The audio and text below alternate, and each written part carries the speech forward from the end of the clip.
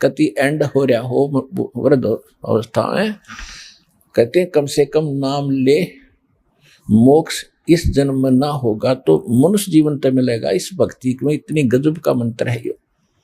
जल्दी ले ले नाम गुरु का,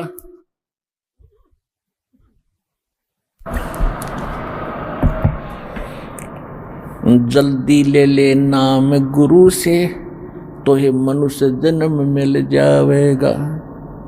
रामपाल तेरा सतगुरु आके तन फिर भक्ति दरड़ावेगा। मन मान जा बुढ़ापा आवेगा, मन मान जा बुढ़ापा आवेगा। बिना भजन तेरी होवे दुर्गति, तू पड़ा पड़ा पछतावेगा। मन मान जा बुढ़ापा आवेगा, मन मान जा बुढ़ापा आवेगा। तो पुण्यात्मा ये सब प्रकार के जो संकट याद दिलाए जाते हैं ये डेफिनेट है आपके ऊपर। ये तो सबको मालूम है, वृद्ध हो गए, इसने तो को ना करे नहीं सकता। ठीक है बीच में मर जाए वो दूसरी बात है, मरने के बाद कौन सा किला टूट गया जब भक्ति ना करी, अगले जन्म गधा बन गया, टांग टूट के पड़ गया, पड़ा पड़ा पछता होगा। तो ये सभी आने वाली जो आपदाएं हैं भविष्य में नेक्स्ट जीवन की, ये सारी सच्ची हैं। हम अज्ञान से घणे परिपूर्ण हो गए, इसलिए हमें ये ना यकीन हो तो कोई बात नहीं, ना हो लेकिन ये सच्ची बातें हैं। और ज्ञान से और परमाणु से फिर एक दिन विश्वास भी होगा। इसके लिए ये बताया जाता है कि आने वाले दुखों को याद हम रखेंगे, पापों से बचेंगे और उससे फिर हमारा बुराइयों से मन हटेगा, भक्ति में दृढ़ रहेंगे, सबके प्रति हमारा एक विनम्र भाव रहेगा। तो फिर हम भी वृद्ध होंगे लेकिन कष्ट नहीं होगा, परमात्मा की भक्ति करेंगे, हमें ज्ञान भी होगा। देखो अभी तो कोई 2 वर्ष से नाम ले रहा है, किसी ने आज लिया है, कोई कल लिया होगा, कोई परसों लिया होगा, कोई 2 महीने, कोई 6 महीने से लगा, कोई 2 वर्ष से है। अब शुरुआत होगी है, जैसे पौधा बीजा है तो पेड़ भी बनेगा। यदि उसकी सच्चाई प्रॉपर करते रहे, ठीक ढंग से उसकी देखभाल करके उसको पाल पोस लिया तो पौधा बनेगा, वृक्ष बनेगा, और आम का वृक्ष बनेगा तो फल भी देगा, और इतने देगा, छाया भी देगा, फल भी देगा। तो इसी प्रकार ये शुभ संस्कार अब प्रारंभ हुए हैं। धीरे धीरे रे मना और धीरे सब कुछ हो, माली सींचे 100 घड़ा पर ऋतु आए फल हो। तो ये परमात्मा बता रहे हैं कि आपने भक्ति रूपी पौधा अब बोया है, इसको सिमरण भक्ति दान धर्म करके मर्यादा में रह के इसकी बाढ़ रक्षा करके इसको पूरा करो, और एक बार होने दो इसको, बड़ा थोड़ा समय दो भगवान को। धीरे धीरे रे मना, धीरे सब कुछ होए, माली सींचे 100 घड़ा। सैकड़ों घड़े पानी के डालता रहता है माली, यानी जानकार व्यक्ति जो उस प्रोसेस से परिचित है। तो वो ये नहीं देखता रोजाना कि आज फल लगे कि नहीं, एक लोटा पानी डाल दिया, अगले दिन देखता फल लगे कि नहीं, उसको पता है कि ये फल लगेंगे पर समय आने पर। इसी प्रकार आप जी को ये ज्ञान दे करके ये परिचित कराया जाता है कि जो साधना आपने शुरू कर दी, आज ही नाम लिया है, जो सोचो कल ही बहुत गणा लाभ और घनी बड्डी कोठी बन जावे, ये आपकी भूल है। लाभ तो मालिक अवश्य देगा आपको, पहले अपने कोटे से देगा और उसके बाद फिर आप सिंचाई करिए। जैसे किसी ने नर्सरी लगा रखी है, नर्सरी में उसने अपनी तरफ से पौधा बना दिया बीज बो के, आगे ले जाओगे तो उसको तो आपने फिर सिंचाई करके पेड़ आपने बनाना पड़ेगा। तो इतना लाभ परमात्मा आपको यहाँ देंगे, जो आपके विशेष दुखदायी कर्म हैं उनको तुरंत खत्म करेंगे अपने आशीर्वाद से। उसके बाद फिर आपको ज्ञान से दृढ़ किया जाएगा कि भक्ति करें बात बनेगी, केवल बार बार इस आशीर्वाद से ही पर आश्रित नहीं रहना होगा। आशीर्वाद अपना साथ काम करता रहेगा, ये भी आपके साथ विशेष सहयोग देगा, लेकिन भक्ति आपने करनी पड़ेगी, मर्यादा में रहना पड़ेगा, तभी आपको पूर्ण लाभ इस मनुष्य जीवन का प्राप्त होगा। इस सारे ज्ञान की इतनी सी बात है। अब जो प्रसंग चल रहा है, अब कोई ये वृद्ध अवस्था में आते हैं, क्योंकि वो ज्ञान नहीं सुना था आज तक हमने, और कोई प्रेरित हुए हैं तो गलत नकली गुरुओं के पास जाकर अपना जीवन व्यर्थ कर दिया। कुछ एक ऐसे भी हैं, जैसे गांव में दास ने खूब देखा है, गांव में 99% व्यक्ति ऐसे हैं जो कति भगवान को नहीं चाहते, क्योंकि ज्ञान से किसी वस्तु की चाह होती है। जैसे गांव में पहले भी बच्चों को पढ़ाना नहीं चाहते थे, कोई शिक्षा नहीं चाहता था, हमने वो भी टाइम देखा है। हमारे जो बूढ़े दादे होते थे वो कहते थे इसने तो पाली भेज दे, पशुओं का रुखाला भेज, क्या लेगा पढ़ाई करके। किसी को कहते थे इसको ऐसे कर दो, क्या लेगा पढ़ाई करके। तो उनको ज्ञान ही नहीं था। अब हमने इस शिक्षा का ज्ञान हुआ, तब देख लो सब ने बच्चों को कति स्पेशल डाइवर्ट कर दिया उनका दिमाग ना, बच्चे पढ़ाओ, बेटा हो चाहे बेटी। अब उसका ज्ञान हुआ कि इससे क्या लाभ होता है, तो हमने कति समर्पित हो गए, पूरा तन मन धन से बच्चों को पढ़ा रहे। इसी प्रकार जो अब तक ये धारणा बनी हुई थी कि क्या रखा भक्ति में, अपना करो और खाओ, धंधा करो, धंधा करो खाओ, ये तो जरूरी है, मजबूरी है, ये तो आपकी एक जरूरी काम है, ये भी करना पड़ेगा। जब इसका ज्ञान होगा कि इससे क्या लाभ होते, तो हम इसमें पीछे नहीं रहेंगे। हम बगैर ज्ञान के पीछे रह गए, जिसका प्रतिफल आज भोग रहे हैं। घर घर में कैर हो रहा है, घर घर में दुख हो रहे, खेचा तानी लड़ाई, काल तो यही चाहता है, घर घर में दूत भेज रखे, भूत भेज रखे, ये सब की ऐसे चक्कर बांध रखा है। और जहाँ परमात्मा की भक्ति प्रारंभ हो जाती है, ये भाग जाते हैं, वहां से बहुत दूर भाग जाते हैं। हम अपनी गलती से इनको बुला लेते हैं, अपना नियम तोड़ कर, नहीं तो ये वहां रह नहीं सकते जहां भगवान की भक्ति शुरू होगी। एक बहुत से ऐसे शिकायत करते हैं, कोई भगत करता है, कोई बहन करती है कि हमने दीक्षा ली है और हमारे जो दूसरे चाचे ताऊओं के परिवार हैं वो कहीं किसी जंतर मंतर वाले के पास जाते हैं। अब उन्होंने देखा कि इनको तो कोई आपत्ति हो नहीं रही, जब तो साज ली आपत्ति थी, उनके भूत कूदे थे, उनके भी कूदे थे। हमारे भक्तों के वो भूत भाग गए, वो फिर सारे एक जगह इकट्ठे हो गए उन्हीं के। तो उन्होंने बताया कि जो तुम्हारा कोई व्यक्ति लेकर आया है नाम वहां से बरवाला से, उस कारण से भूत तुम्हारे घर आ गए, उसने तुम्हारे घर भेज दिए। उसने नहीं भेजे, उसने तो ऑल आउट लगा दी। या सच्चे भक्ति की ऑल आउट लगा दी जाती है तो मच्छर उस स्थान को छोड़कर दूसरे घर जाएंगे जहां ऑल आउट नहीं होगी। जिसने मच्छरदानी लगा ली, मच्छर उसको नहीं काटेंगे, उसको काटेंगे जो बगैर मच्छरदानी का होगा। तो यह सत्य भक्ति जो दास आपको बता रहे भगवान की बताई हुई है। सतगुरु जो चाहे सो कर ही, 14 कोट दूत जम डर ही, ऊत भूत जम त्रास निवारे है, चित्रगुप्त के कागज पढ़े है। ऐसे समर्थ की शरण आपको मिल रही है कि ऊत भूत किसी प्रकार की कोई आपत्ति, कोई पितर, कोई किसी प्रकार का कोई भैरव भूत बेताल क्यों ना हो, इस मालिक की शरण में आने के बाद भक्ति करने से वो निकट नहीं रहेगा, उसके बस की बात नहीं। जैसे मच्छर उस आ नहीं सकते उस औषधि के आसपास जो घर में ऑल आउट लगा दी जाती है, तो सभी बार भाग गए। तो इस प्रकार वो दूसरे फिर दुखी रहेंगे। तो सभी ने जब ऑल आउट लगा ली तो इन भूत प्रेत पितरों का भी उद्धार होगा, क्योंकि ये भी भगवान की आत्माएं हैं, ये कोई अलग थोड़े, ये पहले मनुष्य थे, इनका दुर्भाग्य, इन भक्ति मिली नहीं। भूत प्रेत बनकर धक्के खा रहे, पितर बनकर बैठे और डिमांड करते अपने बच्चों से कि हमारे श्राद्ध निकालो, श्राद्ध खाओगा पंडित जी, पेट भरेगा तेरा वहाँ। ये वही धारणा इनकी पहले वाली बनी हुई है प्रेत योनि में। वो यही सोचते हैं कि हमें शायद में कुछ राहत मिल जाए। तो अब जो भक्ति दास ने आपको दी है, श्राद्ध की जो आध्यात्मिक चर्चा के माध्यम से आपने यही सुना था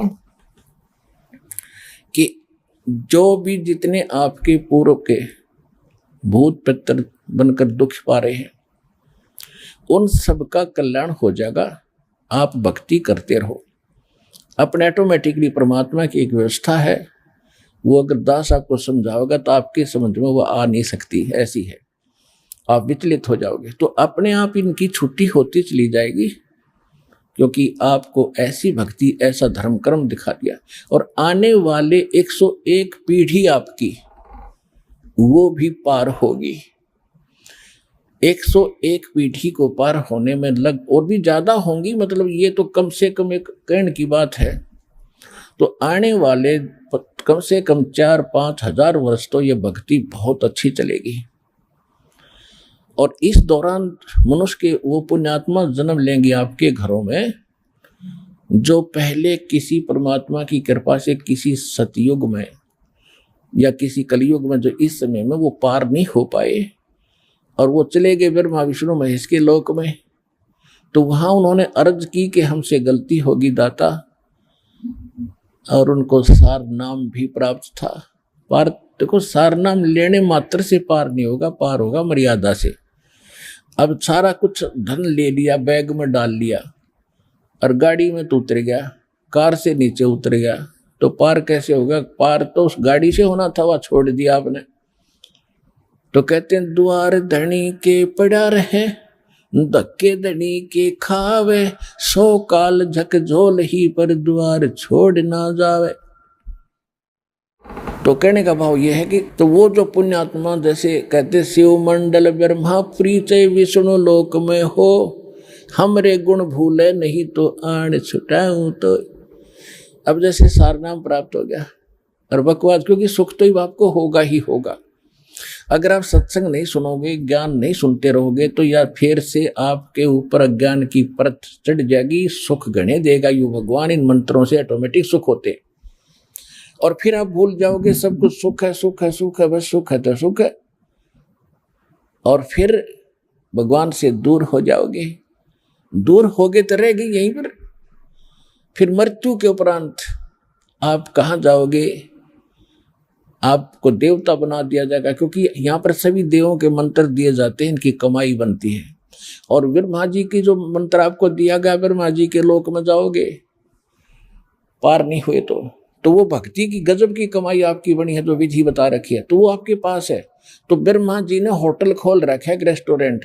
ऐसे विष्णु जी ने विष्णु के लोक में एक स्वर्ग रूपी होटल बना रखे, ऐसे शिव जी ने, ऐसे फिर ब्रह्म के अंदर बना रखे। जो सतनाम के आप अंदर 2 मंत्र जाप करते हो, ओम नाम ब्रह्म का है, इसकी भक्ति से ब्रह्म लोक प्राप्त होता है। वहाँ बड़ा होटल है, वहाँ ज्यादा खर्चे और ज्यादा डांस बकवादे सबसे ज्यादा वहां पर है। होटल में आपको पता क्या होती है, इतनी सी बात समझ लेना। तो ये ऐसे ये स्वर्ग थे। तो ये क्या जाएगी जब आत्मा वहां जाएगी, फिर इसको कुछ वो ज्ञान अंगड़ाई लेगा, याद आएगी, अरे हमने तो सतलोक जाना था, यहाँ तो गुरुजी बताते थे कि ये तो हमारा पूंजी नष्ट होगी, यहाँ पर तो ये तो हमारा धन है वो समाप्त होगा, यहाँ कितने दिन की ठाठ है, मृत्यु के बाद यहाँ भी मृत्यु होगी। तो कहते वहां जाकर जब हे भोली आत्मा मूर्ख, तुझे वहां भी तूने मुझे पुकार लिया, और मेरे इन गुणों को तू याद रखेगा कि ये तो यहाँ नहीं आना चाहिए था, मैंने गलती कर दी, हृदय से रोएगा, तो वहां से भी तुझे छुटा लाऊंगा। अब जैसे तीनों मंत्र प्राप्त हो गए, अब तो ऐसा है कि मान ले कोई गलती से रह गया तो दूसरा मनुष्य जीवन होगा उसका, और फिर भक्ति तैयार मिल जाएगी। अब तो कोई दिक्कत, लेकिन दिक्कत तो है ही। मनवाने नाइजीरिया में पैदा हो गया जाकर, फिर वहाँ संस्कार है, कोई इंग्लैंड में हो गया, फिर वहाँ कैसे समझावांगे, ना भाषा जानते, ना वो इस ज्ञान से परिचित, ना भगवान से परिचित। तो ये समस्या अपनी बढ़ाने से आपको हानि होगी। इस ज्ञान से आपको सतर्क किया जाता है, इन फाउल पॉइंट्स को बचना, इन गलतियों से सतर्क होना। तो जैसे ये कलयुग जो चलेगा, ये भक्ति चलेगी 4-5 हजार वर्ष तक, और फिर पूरे विश्व में शांति होगी, वातावरण बड़ा शुद्ध होगा, ये सब हाहाकार मिट जाएगी, और प्यार से रहा करेंगे भक्ति, और घर घर हवन हुआ करेंगे। इससे प्रदूषण में भी फिर पुनः ठीक होगा, प्रदूषण भी ठीक हो जाएगा पृथ्वी का, वायुमंडल का, तो फिर से ठीक बाहर से आएगी, हो बढ़िया। तो इसमें ये दास ने सीडी वगैरह बना रखी है, जब तक ये विज्ञान चलेगी तब तक ये भक्ति मार्ग चलती रहेगी, इससे दीक्षा होती रहेगी। उसके बाद फिर क्या होगा कि लास्ट में ये रह जाते हैं, गफलत कर जाते हैं, सुख गणा हो जाता है, तो उनको फिर भक्ति युक्त रहा नहीं, परमात्मा कहते शिव मंडल पर महापुरी जय विष्णु लोक में हो और हमरे गुण भूला नहीं तो आण छुटाऊं तो फिर वो आत्माएं, क्योंकि आगे चल के तो करोड़ों की संख्या अरबों की संख्या भक्त होंगे लास्ट में, और भक्ति युग समाप्त हो जाएगा और उनमें गलती छावेगी, वो रह जाएंगे। तो वहां जाके भी याद कर लिया उनको मालिक को, तो वहां से भी छुड़वा लाएगा भगवान जा करके, छोड़ो ये हमारा भक्त है, ये हमारा भक्त है, यहाँ क्या गलती से आ गया। तो वो अब दोबारा उनको जन्म नहीं देगा दाता। उनको क्या करते हैं, एक परमात्मा का मिनी सतलोक है यहाँ एक ब्रह्मांड में, इस काल के लोक में। तो जिस ब्रह्मांड के अंदर सृष्टि रहती है उसी में परमात्मा अपना एक ऐसा, जैसे प्रत्येक देश में राजदूत भवन होता है, तो उनको वहां बीज रूप में इकट्ठा कर देते हैं। यदि वो स्वर्ग में रहते हैं तो उनकी पूंजी खत्म होती है, यदि वो किसी पृथ्वी पाकर राजा बनते हैं तो उनकी पूंजी खत्म होती है भक्ति। तो भगवान ने वहां एक ऐसी व्यवस्था कर रखी है कि उनको ऐसी व्यवस्था में रखते हैं, तो वहां दर रखे आपके बीज बोरी की बोरी बरकत आता ना, उनकी जो पिछले कलयुग में रह गए थे, और पुण्य आत्माएं हैं, उनको पूंजी उनकी खर्च होने नहीं दी, उनको अब आपके घरों में बेटा और बेटी के रूप में भेजेगा। उनके पुण्य तो जो के तो हैं वह, और आते उनको भक्ति मिलेगी, क्योंकि इसे शुभ संस्कारी बिना ये भक्ति मिल ही नहीं सकती। जो ये मार्ग मिलना कोई बालकों का खेल नहीं है। गरीबदास साहिब जी ने बताया है कि लख बर सूरा जूझ ही लख बर सावत दे, और लख बर यति जहान में तब के सतगुरु शरणा दे। तो ऐसे पुण्यकर्मी प्राणी हो जो आप यहाँ पहुंच रहे हो, और उस समय परमात्मा की शरण में आज से 600 वर्ष पहले जो आए थे, उस समय परमात्मा के 64 लाख से सो गए थे ऐसे, और वो 64 लाख को मालिक चार्ज कर गया था। उस समय आके 64, जैसे दास ने सत्संग के प्रारंभ में बताया था कि वो 64 लाख वैसे ज्ञान से नहीं बने थे, वो तो केवल दुख निवारण होने से डरते माल उन परमात्मा के साथ लगे हुए थे, और कुछ दिनों के बाद सुख हो ही जाता है। ये तो एक मालिक का नियम है। अब जैसे कोई एसी कमरे में बैठ गया, एसी लग रहा है वहां पर, तो वहां तो भूल गया गर्मी है ही नहीं, और उससे बाहर निकल कर देखेगा तो वह न्यू की न्यू आग बरस रही है जून की। तो इस प्रकार जब हम सुखी हो जाते हैं तो हम भूल जाते हैं भगवान को, और जब भगवान की शरण हट जाएगी, जब पता चलेगा उसको वह गर्मी तो न्यू की न्यू थी, वो तो मालिक की कृपा से सुख हुआ था। तो यहाँ परमात्मा हमें याद दिलाते हैं। तो कहने का भाव ये है कि वो जो 64 लाख तो पहले आएंगे जो पहले भगवान के भगत बने थे, और वो भगत थे केवल समाधान से, ज्ञान नहीं था। ज्ञान तो सुनते ही नहीं थे, क्योंकि ज्ञानी तमुन न मानने थे आचार्य और शंकराचार्यों को, क्योंकि वो संस्कार जानते थे। लेकिन परमात्मा की लीला, परमात्मा की क्रिया को जीव नहीं समझ सकता। तो उस समय एक धारणक रूप में रह के ऐसा कमाल किया, मुर्दे तक जीवित किए, गाय काट दी थी। सिकंदर लोधी ने गर्भवती गाय को काट दिया था और कहा था यदि तू भगवान है, अल्लाह है, तो इसको जीवित करके दिखा। हमारे हजरत मोहम्मद ने गाय जीवित कर दी थी। वो भगवान का पैगंबर था, अल्लाह का रसूल था। परमात्मा कहते हैं कि हम मोहम्मद को वहां ले गए सतलोक में, और इच्छा रूपी वहां नहीं रहो। उल्ट मोहम्मद महल पठाया, इस शरीर में वापस भेज दिया, और गुज बीरज एक कलमा लाया। रोजा बंग नमाज दे रे, उन बिस्मिल की नहीं बात कही रे। कहते मारी गौ शब्द के तीरम, ऐसे होते मोहम्मद पीरम। और कहते हैं हजरत मोहम्मद जी ने गाय मार दी थी वचन से, क्योंकि परमात्मा से संपर्क में आने के बाद उस प्राणी में कुछ स्वतः सिद्धियां आ जाती हैं, और इस प्रकार जब परमात्मा उनको साथ लेकर गए सतलोक में, फिर वापस छोड़ा तो हजरत मोहम्मद जी में स्वतः सिद्धि आ गई कुछ, जिस कारण से उन्होंने एक बार तो एक बकरे को मार दिया, ऐसे मंत्र बोलकर कंकर मार दी, वो मर गया। और वो बकरे वाले ने हा हुल्ला मचाया, लोग इकट्ठे कर लिए कि इसने मेरा बच्चा मार दिया, बकरा मार दिया। सिद्धि का गरीब आदमी होते थे, हजारों लोग इकट्ठे हो गए, तूने क्या किया, तुझे दंड देंगे, इसका खर्चा पूरा कर। हजरत मोहम्मद जी ने मंत्र से वो बकरा जीवित कर दिया। वो जीवित हो गया तो महिमा फैल गई, वह बड़ा महापुरुष आगे हैं, बड़े महापुरुष आए। फिर किसी ने कहा कि हम जब जाने गऊ को मार के जीवित कर दे। कुछ लोगों ने शर्त रख दी। हजरत मोहम्मद जी ने वह गऊ मार दी वचन से, सबके सामने मर गई। हजारों व्यक्ति दर्शक थे।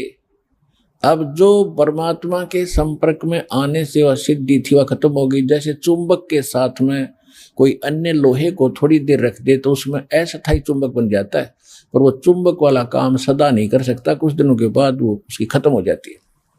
तो हजरत मोहम्मद जी के अंदर वह जो शक्ति थी वह खत्म होगी, गाय जीवित हुई नहीं। अब तब हजरत मोहम्मद जी ने कहा था अल्लाहु अकबर, अल्लाह कबीर, मेरी इज्जत रखो भगवान। कहते हैं जब हम मोहम्मद याद किया रे, हमारे को मोहम्मद याद किया रे, शब्द स्वरूपी हम बेग गया रे, और मुई गऊ हमने तुरंत जिवाई, तब मोहम्मद के निश्चय आई। तुम कबीर अल्लाह दरवेशम, तुम कबीर अल्लाह दरवेशा, तब मोहम्मद का गया अंदेशा।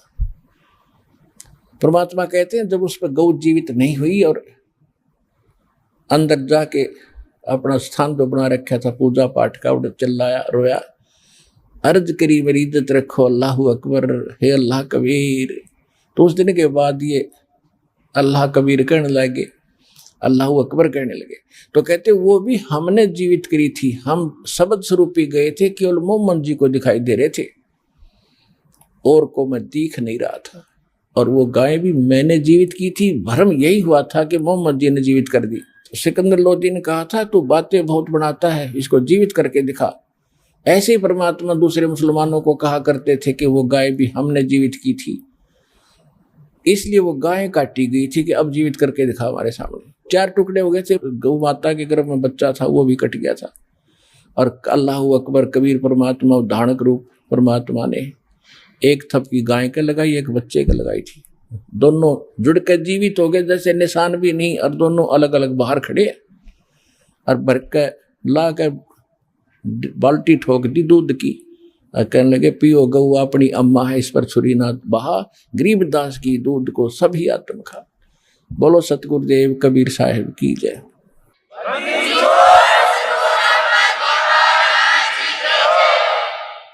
तो कहने का भाव ये है कि परमात्मा के ने ऐसे ऐसे चमत्कार भी दिखाए थे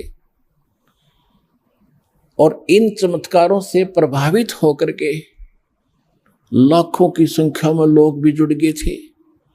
जिस दिन परमात्मा ने ये लीला की गौ जीवित करने की, कई हजार की संख्या में हिंदू और मुसलमान दोनों शिष्य बने। और सिकंदर लोदी ने दंडोत प्रणाम किया। जब राजा जोखिका जी के सामने तो जनता तो बहुत बड़ी अच्छी आत्माएं होती थी, वो तो धर्मगुरु हमारे हिंदू और मुसलमानों के में मूर्ख बनाए रहा करते थे, लेकिन उस समय उन्होंने किसी की परवाह नहीं की, परमात्मा के शिष्य बन गए। ऐसे जैसे परमात्मा ने एक लीला की थी, जैसे सत्संग में बहुत बार दास बताता रहता है कि झूठी चिट्ठी डाल दी थी कि कबीर साहब भंडारा करेंगे, और परमात्मा संसार की दृष्टि में एक निर्धन दुल्हा धानक, एक झोपड़ी में रहने वाला, कपड़ा बन के खाने वाला, और जिसके नाम से चिट्ठी लिख दी 18 लाख व्यक्ति इकट्ठे हो गए कि दोहर देगा मोहर देगा और 3 दिन तक भोजन भंडारा कराएगा। और भोजन में लिख दिया लाडू जलेबी बर्फी कचौड़ी पकौड़ी दही बड़े और बड़ा क्या क्या लिख दिया, हलवा पूरी खीर खांड सारा सूखा सीधा भी देगा। तो ये लालची लोग थे जो आश्रमों में रहते थे, अपने सारे चेलों को लेकर के कि प्रत्येक भोजन के बाद 10 ग्राम सोना एक मोहर मिले, और एक दोहर कंबल बहुत कीमती होता था, उसमें बड़े सेठ लोग ही उस दोहर को प्रयोग कर सकते थे, आम गरीब व्यक्ति दोहर नहीं सिंपल खेस रखा करता था। तो इस चीज को सुनकर सारे इकट्ठे हो गए। अब उन्होंने तो जुल्म किया था दुष्टों ने कि कबीर भाग जाएगा झोपड़ी छोड़ के, वो तो यूं ना मारे तो मरता और ना ज्ञान से हारता, इसका क्या इलाज करा था। हिंदू और मुसलमानों के धर्म गुरुओं ने दोनों ने मिलकर षड्यंत्र रचा था। हर परमात्मा हाय हाय वह मारे थे, परमात्मा के पौबारा हुए थे और उनके कच्चे ठारा हुए थे। तो कहने का भाव ये है कि वो भगत तो मालिक के थे, वो बच्चे धक्के खाते फिरे थे, भगवान के लिए घर छोड़कर आश्रमों में रह रहे थे। तो उससे के छुपा पूरा पृथ्वी के प्राणी जीव चीड़ी हाथी, ये भूत प्रेत पितर देवता ब्रह्मा विष्णु महेश, ये भी तो उसी के बालक हैं। हिंदू मुस्लिम सिख ईसाई जैसे हम बट गए अलग से, ये भी तो उसी बच्चे हैं परमात्मा के। तो सभी धर्मों के वो धर्म भगत सोफी संत वहां आगे पहले तो अपने उनको बच्चों को बढ़िया भोजन कराया, के स्वरूप बना के अपना एक सेठ का बंजारे का, और 9 लाख बैलों के ऊपर जैसे गधों पर बोरे डाले करते हैं, थैले डाल देते हैं, ऐसे बैलों के बड़े बड़े बोरे होते थे, तगड़े तगड़े बैल होते थे उस समय। और इतने गजब के बैल, ना सिर पर सींग, छोटे छोटे बिल्कुल, और बगैर सींगों के बैल, और इतने सुंदर उनके ऊपर युवा बैल सारे, और जाके वहाँ बैल उतार दिए, तंबू लगा दिए, और लाखों की संख्या में, लाख के आसपास वहाँ से सतलोक से भगत बच्चे आए थे भगवान के यहाँ सेवा करने के लिए। इस कंगाल लोक में है कोई व्यवस्था है यहाँ पर? एक समय 18 लाख आदमी कितना खड़े हो जाए ना, प्रधानमंत्री फेल हो जाए उनको रोटी खवाने में, सुबह सुबह एक भोजन कराने में, कहाँ पानी लावे कि तू न टेंट लगावे, और वहाँ 2 सेकंड में सारी तैयार कर दी। ये भगवान का मार्ग होता है, इम्पॉसिबल को पॉसिबल करते हैं। तो कहने का भाव ये है कि उन्होंने तो जुल्म किया था, कबीर भाग जाएगा, और परमात्मा चाहो थे काट दे उन मूर्खा ने, अरे ज्ञान तो दे दूंगा, अपना भोजन तो कराना है मैंने, अपने बच्चों को बढ़िया कराऊंगा, वहां भी तो वही दे रहा सबको। तीनों लोकों में प्रवेश करके सबका धारण पोषण जो करता, गीता अध्याय नंबर 15 के श्लोक नंबर 17 में बताया है, वो है असली भगवान। तो वो परमात्मा ने घर भी वही दे रहा है, इस आश्रम में भी वही आपको खिला रहा है, उन आश्रमों में भी उनको वही दे रहा था। यहाँ आगे तो बढ़िया अपने बच्चों को वहां पर हलवा खीर पूरी लाडू जलेबी सब कुछ खिला रहे हैं, और दौर मोर और दे दी बेच बेच के, और कुछ दिन सुख सांस ले लेंगे। ये मूर्ख भक्ति तो इनके पास है नहीं, फिर भी प्रेरणा परमात्मा के लिए भटक रहे हैं। तो वही भक्त वो परमात्मा के बच्चे 18 लाख इकट्ठे होकर, और 8 पैर यानी 24 घंटे परमात्मा ने खड़ा होकर लेक्चर दिए। 2 डुप्लीकेट रोल, एक केशव रूप में, एक कबीर धाणक रूप में।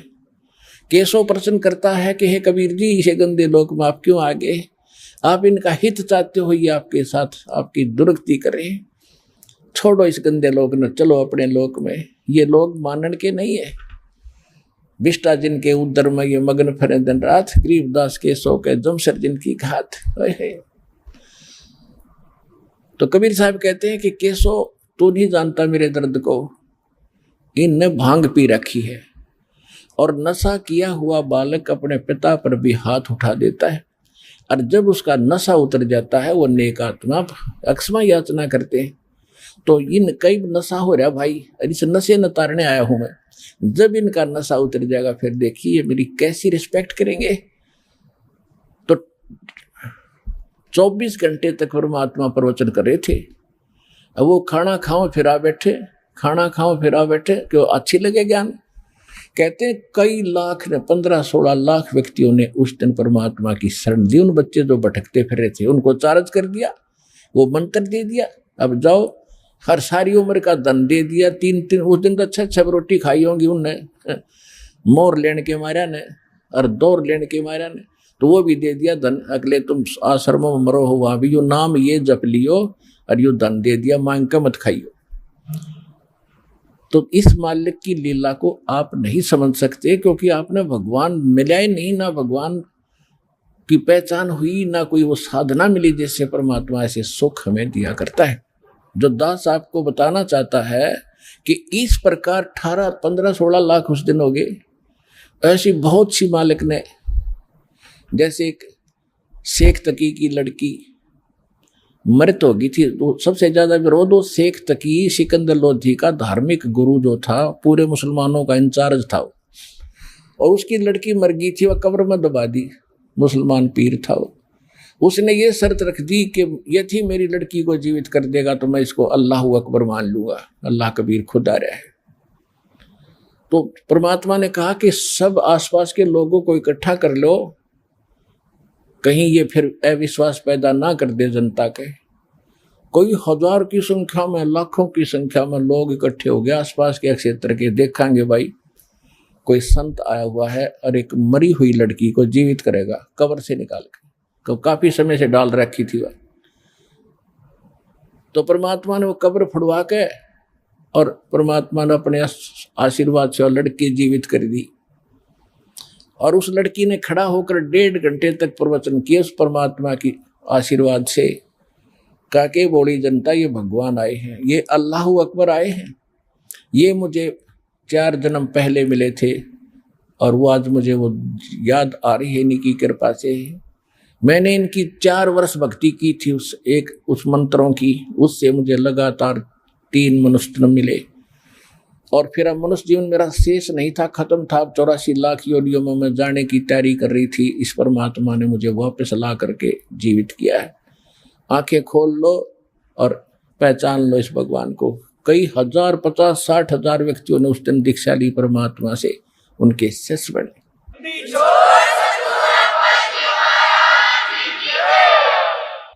तो जो दास आज आपका बताना चाह रहा था, अब उसके आसपास पहुंचा हूं। एक तो परमात्मा की लीला से आप परिचित हो जाओगे जब आपको खूब समझ में आएगा कि सचमुच ये तो भगवान है। कहते जो जन मेरी शरण है, ताका हूं मैं दास, और गेल गेल लाग्या फिरूं जब तक धरती आकाश। अब देखो, जो परमात्मा के लिए तड़फ रहे हैं वो बच्चे तो उसी के हैं। आज भी जो परमात्मा भक्ति चाह रहे हैं और गलत संतों का फंस गए या अपने को परंपरागत साधना करके संतुष्ट हैं, ये हैं तो नेक आत्माएं, लेकिन दिशा ना मिलने से ये अगले जन्म में या तड़फ भी खत्म हो जाएगी, कोई पशु बनेगा, कोई पक्षी बनेगा, और इस जीवन में भी अंत में भक्ति नहीं रहेगी इनके पास, न चाह रहेगी भगवान की, क्योंकि इतने दुख इनको विचलित कर देंगे। तो ऐसे समय में आपको परमात्मा ने फिर से संभाला है।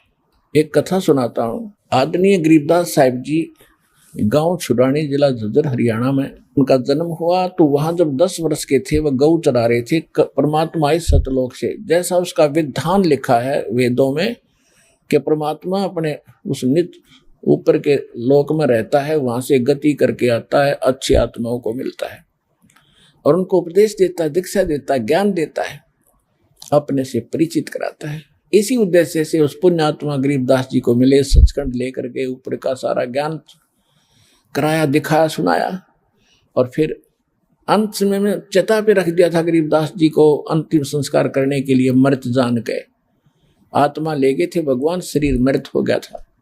फिर परमात्मा ने उसी समय जीवित कर दिया, उनको आत्मा वापस भेज दी थी। उस गरीबदास साहिब ने फिर परमात्मा की महिमा कलम तोड़ गाई और उनके अंदर बहुत सी सिद्धियां भी मालिक की कृपा से आ गई थी। एक समय एक बेरी गांव है, जिला झज्जर में, एक बेरी नगर, छोटा सा कस्बा सा हो गया, पहले गांव था। वहां का एक हरलाल नाम का किसान जाट पहले क्या करते थे कि दूसरी मंडियों से, दूसरी मंडी में बैलगाड़ियों से सामान लाया करते थे। और जैसे आजकल ट्रांसपोर्ट करते हैं ट्रकों से, वहाँ से सस्ता, यहाँ किसी चीज़ का अभाव है तो दूसरी राज्य से लाकर ट्रकों से यहाँ व्यापारी लोग बेचते हैं। तो वो ट्रांसपोर्ट का काम पहले बैलगाड़ियों से होता था। तो सेठ लोग उन बैलगाड़ी वालों से अपना सामान मंगाया करते थे। तो वहाँ एक नजफगढ़ है दिल्ली में, नजफगढ़ की मंडी से सामान लेकर के वो अपने यहाँ आता था रोहतक में, बेरी में। अब क्या था कि उसके वो एक धार्मिक व्यक्ति था, हरलाल नाम था उनका, एक धार्मिक व्यक्ति था। और उसका धार्मिक व्यक्ति, पहले हमने ये सोच रखा था कि साधु संतों की सेवा करते रहेंगे, हमने इससे लाभ मिल जाएगा। इस धारणा से उसने एक साधु को अपने घर रख लिया कि महाराज आपको भोजन चाहिए, हमारी सेवा बन जाएगी, आप यहाँ भजन कर लिया करो। उसके लिए अलग चौबारा बनवा दिया। वो महात्मा लाल कपड़ों वाला उसमें अपना बैठे भक्ति करे, वो पूरा परिवार उसकी सेवा करे, अपना टाइम पास करे। तो उसने सोच लिया था कि इसी से हमारा कल्याण हो जाएगा। कुछ दिनों के बाद वो बाबा जी मर गया, संत। और वो मूर्ख क्या करता था, क्योंकि जहाँ भक्ति नहीं वहाँ रुचि बनेगी ही नहीं, जहाँ ज्ञान नहीं, सच्ची भक्ति नहीं। और वो क्या करता था, बढ़िया सामान खावा था और कवाड़ बंद करके सो जावा था। और जब होता भाई खाने का समय हो गया, जब आसन पदम लगा कर बैठ जा बोरी पे, और आने वाले घर वाले देखे महात्मा बड़ा भजन करता, कमाल कर रखा है इसने, तो और ज्यादा सेवा करते थे। वो मृत्यु को प्राप्त हो गया। तो क्या हुआ, चलो ठीक है, तो अंतिम संस्कार करा उसको, तो हुई बात खत्म। अब कुछ दिनों के बाद क्या था कि हरलाल भगत नहीं यानी किसान ने एक बैल खरीदा, और वो बैल था गोरे कलर का। और वो ऐसा नालायक था, थोड़ी सी दूर चले था फिर बैठ गया था गाड़ी में, चले नहीं थी। फिर उसका लठ डंडे मार के फिर उठावा था, फिर थोड़ी बहुत देर चले था फिर बैठ गया था। एक आधा नालायक बैल ऐसा भी होता है। इसी प्रकार वो उससे अपना काम चला रहा था, और कोई बैल लेने की हिम्मत थी नहीं, उसी से मार पीट के घसीट रहा था काम को। गरीबदास जी सुबह सुबह स्नान करने के लिए कुएं पर गए। उधर से रास्ता था उसके साथ से, नजफगढ़ से लेकर बेरी का कच्चा रास्ता होता था। तो जब गरीबदास जी वहां स्नान कर रहे थे, वो बैलगाड़ी लेकर हरलाल आ रहा था, तो बैल बैठ गया थोड़ी सी दूरी पे।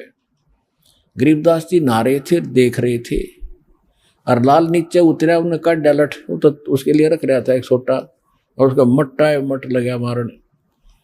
तब गरीबदास जी ने कहा कि हे भगत, ए भाई क्यों मार रहा है इसको, रुक जा ना मार इस बैल को।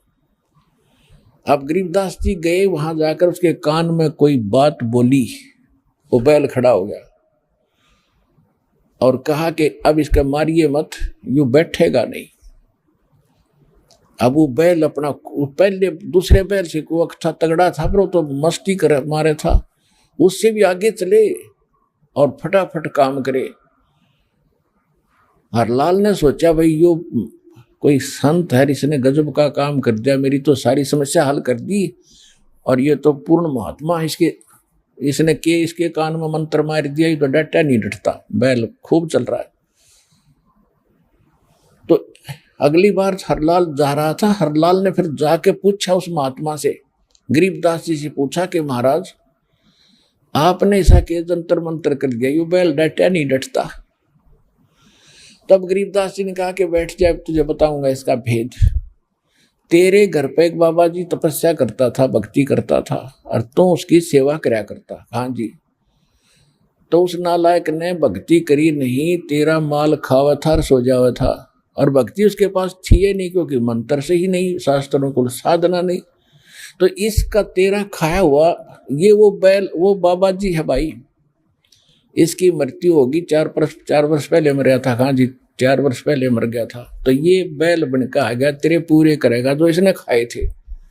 मैंने इसको यही कहा कि भाई ये तो पूरे करने पड़ेंगे, लठ खा के कर ले, हर चीज ठीक ठाक चल के कर ले, क्यों अपनी देही भी तड़वाव है, तेरा पीछा छूटेगा, इस हरलाल का जो खा रखा है पूरा करना पड़ेगा।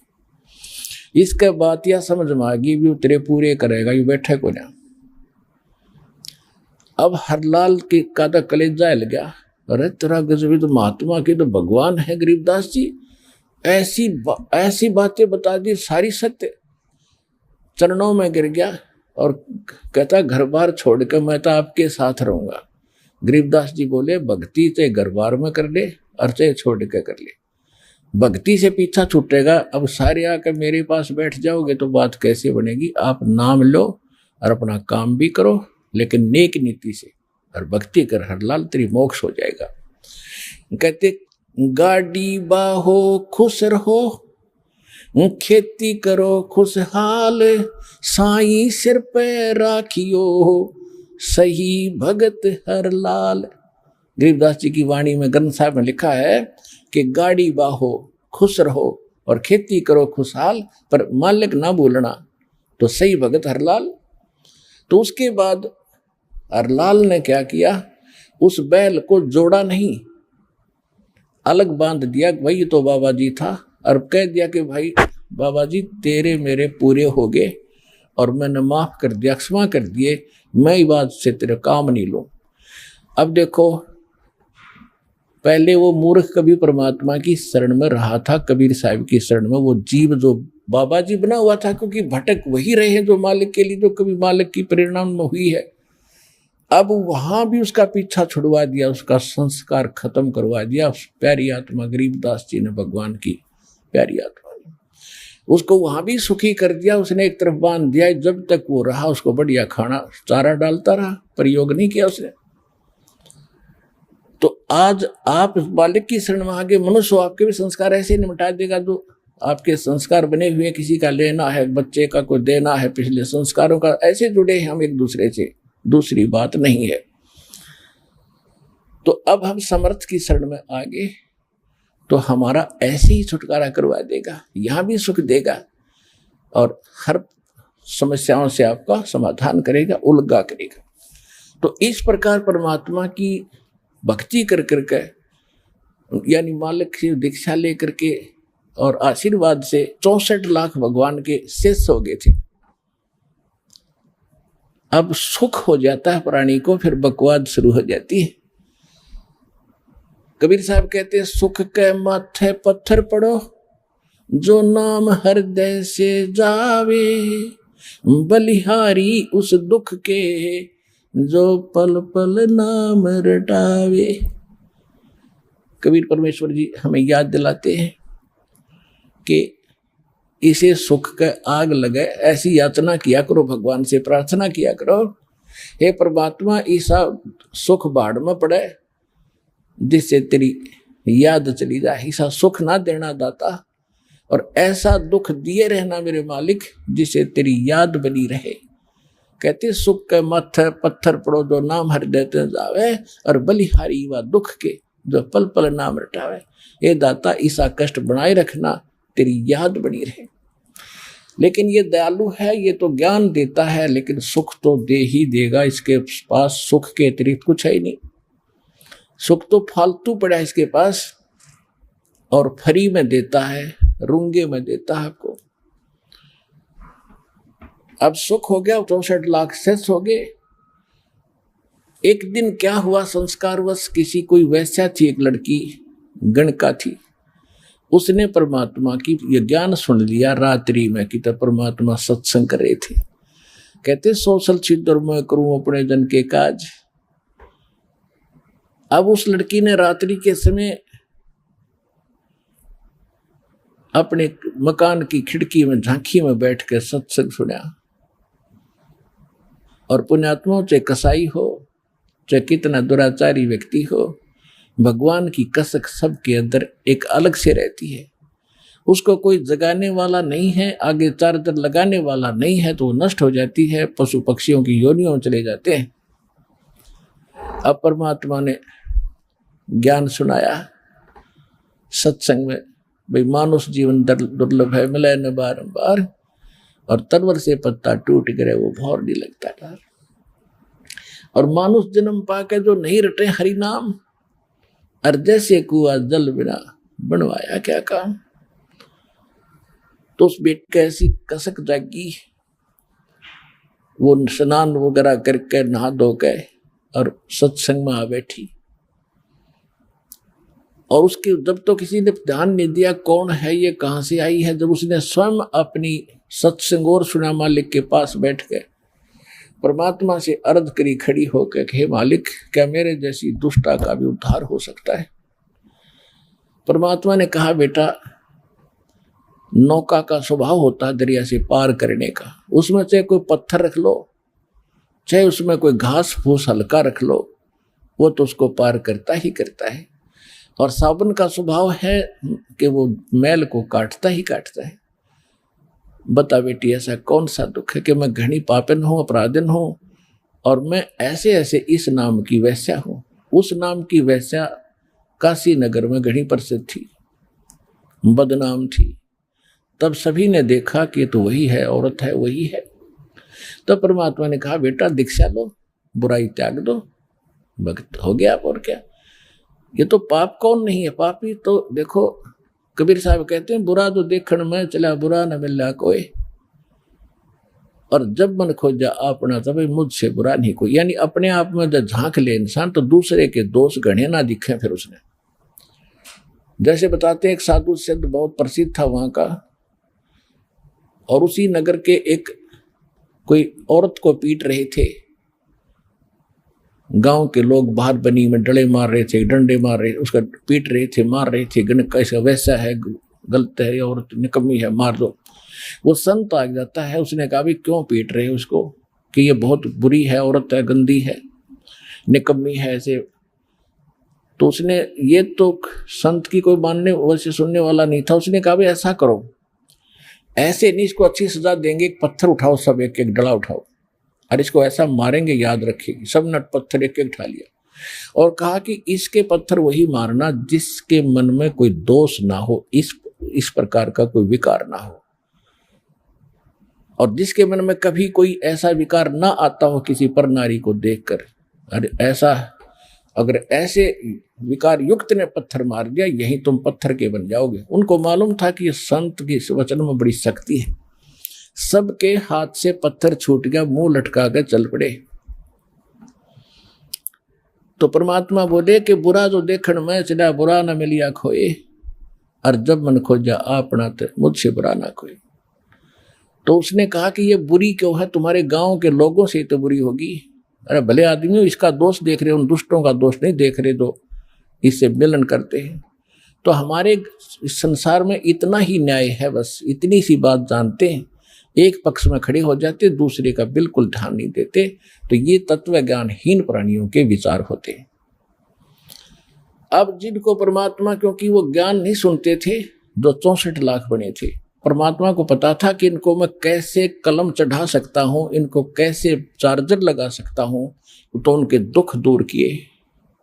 बहुत ज्यादा कष्ट थे, किसी का कोढ़ था, कोई कुछ था, किसी को संतान नहीं थी, किसी का और बुरा हाल हो रहा था, सब सुखी हो गए। और तब वो भक्ति भी करते थे, मंत्र दे दिया, जाप करो। ज्ञान नहीं था उनको, भगवान नहीं माना था मालिक को। ज्ञानी और विद्वान तो वो उन्हीं को मानते थे जो दूसरे धारावाहिक संस्कृत बोलते थे। और मालिक को पता था, जब तक ये मुझे भगवान नहीं मानेंगे, ये मुक्त नहीं हो सकते, ना मैं इनको सारा खजाना दे सकता सतनाम और सार नाम का।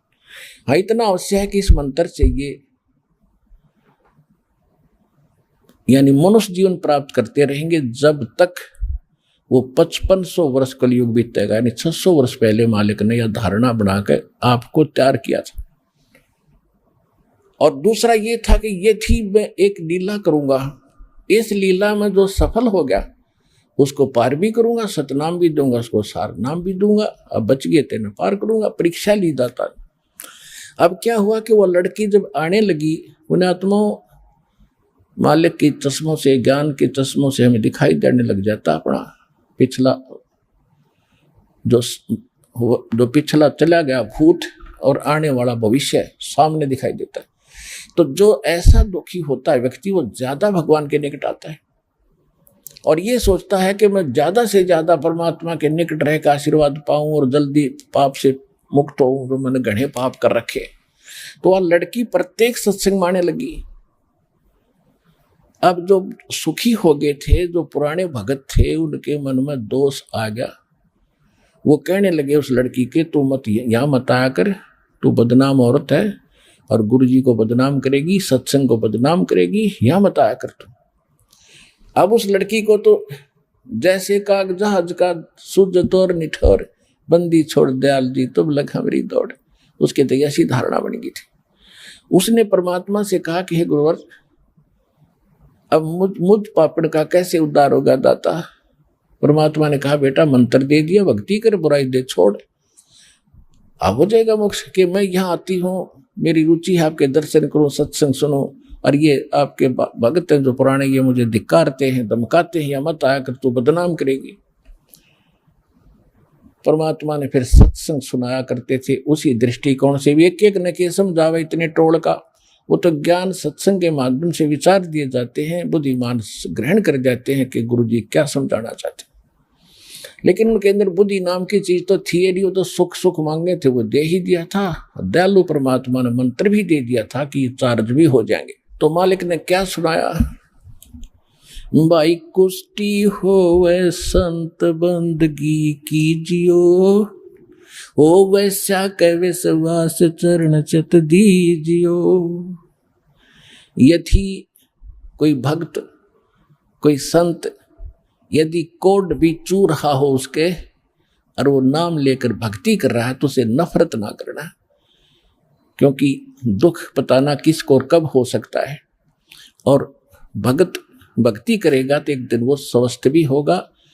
और कहते हैं नाम रटत कोढ़ी भलो, चू चू पड़े जो चाम, वो सुंदर शरीर किस काम का, जा मुख नाही नाम।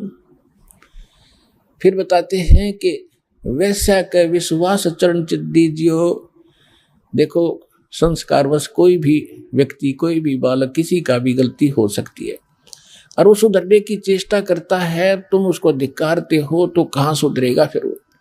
जैसे जल है, मैला कपड़ा है, साबुन और पानी की टच में नहीं आएगा तो उसका मैल छूटेगा कैसे। तो इसी प्रकार जो संसार के विचारों से, संसार की क्रियाओं से हम बिगड़ गए, हमने पाप गढ़े इकट्ठे कर लिए, कोई चोरी करके, कोई डाके मार के, कोई और रिश्वत कर लेकर, तो मैले हो गए हम। तो यहाँ आएंगे सत्संग स्वरूपी सरोवर में स्नान करेंगे तो मैल उतरेगा, और यहाँ नहीं आओगे तो फिर कैसे उज्जवल होगे। तो परमात्मा कहा, कहने लगे कि भाई वैसा का भी विश्वास है भक्ति का, उसने धिक्कार डाला, उसको प्रणाम करना अपनी बहन को। धीरे धीरे वो बुराई भी छूटेगी, किसकी नहीं छूटी, और ज्ञान से छूटेगी। अज्ञान से गलती बनी, ज्ञान से सुधर जाएगा। लेकिन हम तो ढीठ हो जाते हैं, अपनी विचारों को उच्च ही मानते रहे, ये हमारी गलती रही। और अब वो पुरानी बातें मालिक इसलिए दोहरा के गए थे कि प्राइम टाइम में गलती ना कर दियो तुम, फिर कैसे भी सूत में नहीं आओगी तुम्हारे। अब तो बहुत गजब का टाइम आ गया।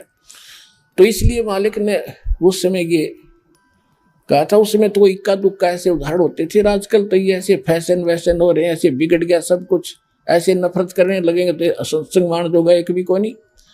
तो यहाँ आएंगे, सबका आचरण सुधरेगा, और फिर सेट होकर के भक्त बनकर मोक्ष हो जाएगा। लेकिन उस समय महाराज या गले उतरी नहीं, सारी संगत में सुरसुर होगी, भाई अच्छी बात नहीं कर रहे, गुरु जी ने भी सोचना चाहिए, हैं वर्द ज्यादा हो गए हैं, इसलिए इनका दिमाग भी चल गया। यानी दोष निकालना शुरू कर दिया कुछ मूर्खों ने, और कुछ बुद्धिमान व्यक्ति थे वो ठीक है, दोष नहीं निकाल रहे थे, लेकिन लोक लाज से को मानते उसे थे। परमात्मा ने सोचा अब इनको सतनाम भी दूंगा तो कम से कम इनको एक बार, एक जैसे छाछ के अंदर कणक को डाल के ऐसे पिछोड़ते हैं ना, वो कणक तरह जाती है, थोथे उड़ जाते हैं बाहर, फटाफट उड़ के बाहर जाते हैं। तो परमात्मा ने सोचा एक पछोड़ मार के देखता हूं, ऐसे ला के देखो कितने खरे कितने थोथे हैं ये। अब ज्यादा सुरसुर होगी, मालिक ने सोचा ले एक में फड़क निकाल दो उनकी सबकी। परमात्मा ने क्या कहा, उस लड़की से कहा कि बेटी कल तू मेरे साथ आना, और सब अपना जितना भी तू हार श्रृंगार करती है सब लगा के आना। उसने कहा ठीक है पिताजी, जैसे आपकी आज्ञा, मैं आपकी बेटी, जो आज्ञा मैं आपकी पुत्री, 7वें शिष्या होगी, वचन की बेटी होगी, जैसे कहो वही होगा। उधर से रविदास जी से कहा कि एक किराए पर हाथी ला तू, जो पैसे लागन ले जा। मालिक द्वारा कोई कमी थोड़ी थी किसी चीज की, वो तो एक लीला कर रहे थे। उसको निकाल के दे दिए 50 रुपये, जा हाथी ले आ। हाथी किराए पर ले आए, लड़की को बीच में उठा लिया। रविदास जी से कहा कि आप मेरा ड्राइवर बनो, पहलवान बन जाओ, इसको चलाओ हाथी को, और निकाल दे उस मेन बाजार के काशी वाले में गए, जहाँ कति बड़ा बाजार हो। हाथ में एक बोतल भर ली गंगा जल की, साफ स्वच्छ जल की बोतल, पानी की, जैसे देसी शराब हुआ करती पहले। और रविदास जी आगे मुख हाथी चला रहे हैं, बीच में लड़की पाछे परमात्मा बैठ गए और लड़की के कंधे पर हाथ रख लिया और ऐसे गंगा जल पीवा और ऐसे कर रहे हैं, और बीच बाजार से निकाल दिया। जो भी देखे रे कौन है यो, सरेआम कैसा ऐसा कर रखा है इसने, तो जीना हराम कर दिया, रे कौन है। देख रहे हैं तो नीरू, ये वो है जुलाहा धानक, अरे वो सत्संगी पाक रहा था। अरे देखो इसके चेले भी यूं कहा करते भगवान आया है, ये आया है। अब उनके चेला लाओ पकड़ पकड़ के परमात्मा के बच्चों को, और कहा जा दिखाऊं तुम्हारे गुरुजी की क्या हालत है, देख शराब पी वैश्यावर्ती सरेआम कर रहा है, इसने अकल भी नहीं रही, इतनी शराब पी रखी है। अब हमारे जैसे जो नकली चेले थे हम कुछ अधिकतर तो ऐसे थे, भगवान में दोष देखना अच्छा नहीं लगा, लेकिन हमने फिर मालिक से अपना किनारा काट लिया, सत्संग गाना बंद कर दिया। और कुछ एक ऐसे थे जो परमात्मा में दोष देख गए, वो तो गुरुद्रोही हो जाते हैं। यानी दोष देखकर फिर उसके अनुकूल अपने मन में दोष लाना, ये नीच व्यक्ति है, फलाना है, तो वो है गुरुद्रोही के लक्षण। लेकिन उसमें पुण्यात्मा बहुत होती थी, लोक लाज से मालिक से दूर हो गए, मन में दोष नहीं आया थोड़ा बहुत भी, ये भी ऐसा नहीं था, जैसा भी था। और कुछ एक ऐसे नालायक थे, कोई कहती मैं तो वैसे जाया करता, कभी कभी कोई ये कहने लगा मैं तो यूँ ले जाया करता, मुझे फलाना, मैं तो वैसे ही जाता था, मेरा तो गुरु नहीं है। ये कहने का भाव ये है कि 64 के 64 लाख और सभी परमात्मा से विमुख हो गए। अब केवल 2 और बचे थे, अर्जुन और सरजुन, ये 2 मुसलमान थे, इनका नाम चेंज कर दिया था दाता ने, उन्हें कह के करवा लिया था। और ये गए हुए थे मक्का और मदीना में। ये जब वापस आए दोनों, तो इनको पता चला कि शिष्यों ने बताया भाई गुरुजी तो गलत कर दिया गुरुजियों ने। वो बोले क्या कर दिया, तुम ऐसी भाषा बोल कैसे रहे हो आज, कि भाई गलती कर दी गुरुजी ने, ऐसे कर दिया वैसे कर दिया। तो वो भगत क्योंकि दूर थे यहाँ से, काफी दिन जाने में लगे, काफी दिन आने में, तब तक वो सारी घटना हो दी।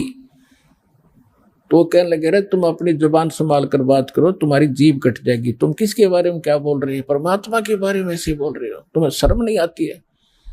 कहने लगे वो तू आंखें देख लेता ना, तुम्हारे भी यकीन हो जाता, और अगर ना यकीन होता ना, अब देख लेना शाम के समय वहीं जाते उस वैश्या के पास गुरुजी। परमात्मा क्या करते थे, क्योंकि कहते हैं परमात्मा अगर हमारे अंदर दोष है तो हम दूसरे में दोष देखते हैं। वो तो मालिक थे, भगवान थे, और उस लड़की में चाह भगवान की बाकी ये सुख होकर बकवादी हो गए थे, तो वो लड़की के पास जाते डेली, और उसने वो अपना बकवाद छोड़े दी थी। अब उस दिन मालिक को मालूम था कि आज ये 2 और आ रहे हैं जिनकी परीक्षा रह रही है। उस दिन मालिक जाकर के उसके आंगन में बाहर शाम के समय छाया में, जैसे गेट के सामने, उसके आंगन में मेन गली के सामने बैठ गए।